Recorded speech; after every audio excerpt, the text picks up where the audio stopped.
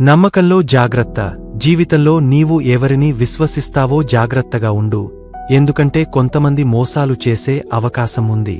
ఈ చిత్రంలో ఒక చేతి మరియు ఒక పాము చేతి రూపంలో ఉన్న దృశ్యం మనకు ఒక గొప్ప సందేశాన్ని ఇస్తుంది. మనం మా చుట్టుపక్కల ఉన్న వ్యక్తులను జాగ్రత్తగా పరిశీలించి వారి నిజ ఉద్దేశాలను గుర్తించాలి. ఈ జాగ్రత్త మనలోని బుద్ధి మరియు ధైర్యాన్ని పెంచి మన జీవితాన్ని రక్షిస్తుంది. నమ్మకం ఒక గొప్ప శక్తి, కానీ అది సమయం మరియు వివేకంతో ఉపయోగించాలి. ఈ చిత్రంలో పాము చేతిని కసిగా పట్టుకుని రక్తం కారడం మనకు ఒక స్ఫూర్తిని ఇస్తుంది. మనం మా విశ్వాసాన్ని కేవలం భావోద్వేగాలపై ఆధారపడకుండా ఆలోచనతో నడిపితే మన జీవితం మరింత సురక్షితంగా మారుతుంది. ఈ వివేకం మనలోని ఆత్మవిశ్వాసాన్ని పెంచి మన సంబంధాలను బలపరుస్తుంది. ప్రతి అనుభవం మనకు ఒక పాఠం నేర్పుతుంది. ఈ చిత్రం మనకు ఒక సందేశాన్ని ఇస్తుంది.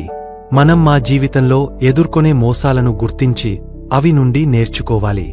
పాము చేతిలో రక్తం కారడం మనకు సూచిస్తుంది, జాగ్రత్తగా ఉంటే మనం నిజమైన స్నేహితులను గుర్తించి మోసపు ఆపదాల నుండి రక్షించుకోగలం.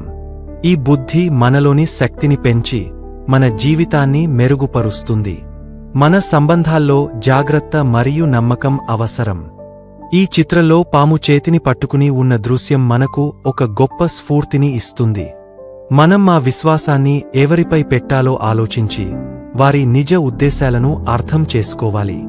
ఈ జాగ్రత్త మనల్ని కష్టాల నుండి దూరంగా ఉంచి మన జీవితాన్ని సంతోషంగా మార్చుతుంది. జీవితంలో ధైర్యం మరియు వివేకంతో సాగాలి. ఈ చిత్రం మనకు ఒక సందేశాన్ని ఇస్తుంది. మనం మా చుట్టుపక్కల లోకాన్ని జాగ్రత్తగా పరిశీలిస్తే మోసాల నుండి రక్షించుకోగలం. పాము చేతిలో రక్తం కారడం మనకు ఒక గుర్తు చేయుతుంది. నమ్మకం ముందు వివేకం మనల్ని బలంగా చేస్తుంది. ఈ శక్తి మన జీవితాన్ని మరింత సురక్షితంగా మార్చుతుంది. చివరిగా, ఈ చిత్రం మనకు ఒక గొప్ప ఆశీర్వాదాన్ని ఇస్తుంది. మనం మా వివేకాన్ని, జాగ్రత్తను పట్టుకుని సాగితే మోసాల నుండి రక్షించుకోగలం. పాము చేతి దృశ్యం మనకు సూచిస్తుంది, నిజమైన విశ్వాసం మరియు జాగ్రత్త మన జీవితాన్ని ప్రకాశవంతంగా మార్చగలవు.